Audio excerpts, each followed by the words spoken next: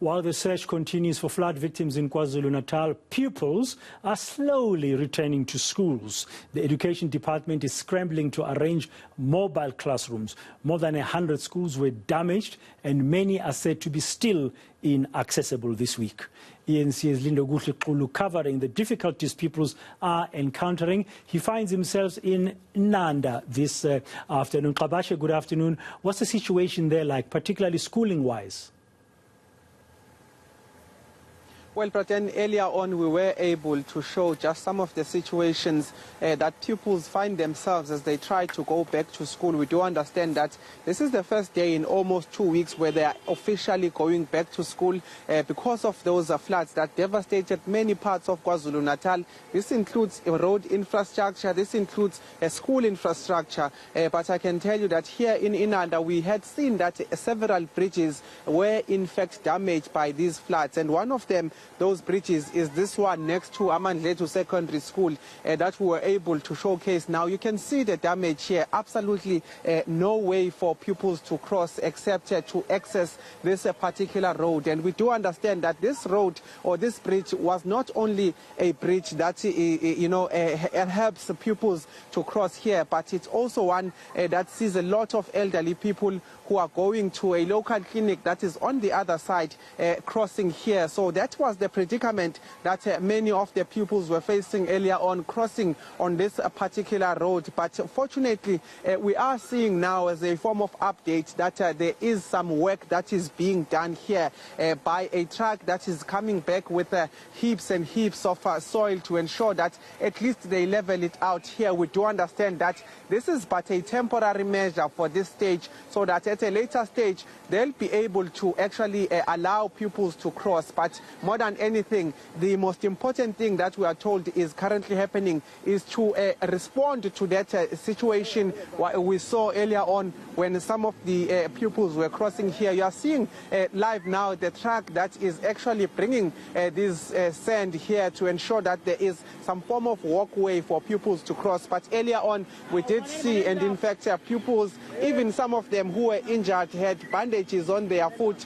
Just seeing the dire situation here, elderly people who are walking on crutches just coming to this bridge because there's no other way to access the schools as well as the hospital and clinic that is on the other side. So these are some of the temporary measures that we are seeing ongoing. We did speak to some of those that are in the sector, principals as well as teachers, who are saying at the end of the day the most important thing is for pupils to be in class and continue with teaching and learning. They have told us that the time that has been lost in terms of COVID-19 is something that they cannot afford any longer. So they are saying they are welcoming this particular call by the Department of Education to actually encourage pupils to return to school. We do understand there's a bit of leniency when it comes to what they'll be wearing. We saw some of them wearing civic clothes or clothes that are not school uniform, and this is because there's an understanding from the department that a lot of pupils have been displaced.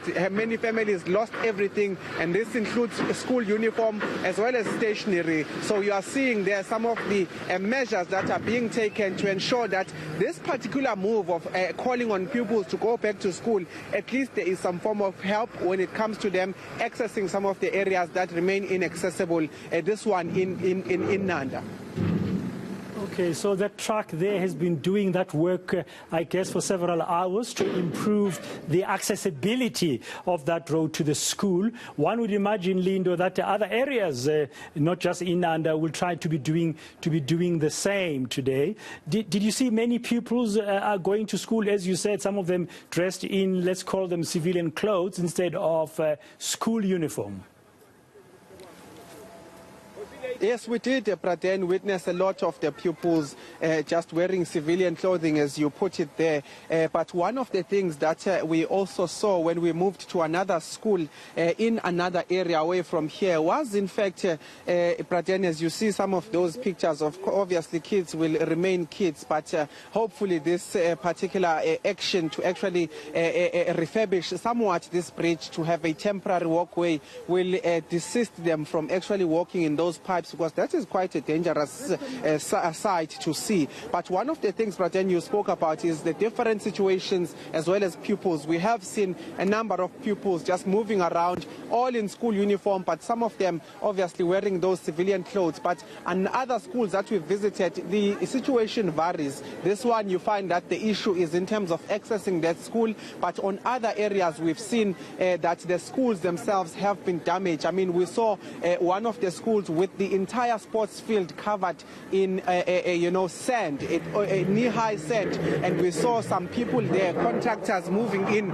to actually dig out that sand from the school. We do understand that in that particular school, in fact, the entire ground floor was in fact covered in sand and in water. But one of the things that we are seeing is the contingencies that are being put in place. One of them being the fact that in that school they are using the upper levels, because they have the privilege of having upper levels of the school. So they are using upper levels to ensure that children are able to conduct teaching and learning with their teachers there. So of making contingencies, but the most important message from some of the officials in the province has been to say that they need to continue with teaching and learning, and that at this point the education department cannot afford to lose any more time when it comes to that. Okay, thank you very much for that update, Lindokuhle Xulu, there outside one of the schools in the Inanda area, as we see that some attempt to fill up that part of the damaged bridge by the floodwaters with sand, just to make it a little bit more accessible.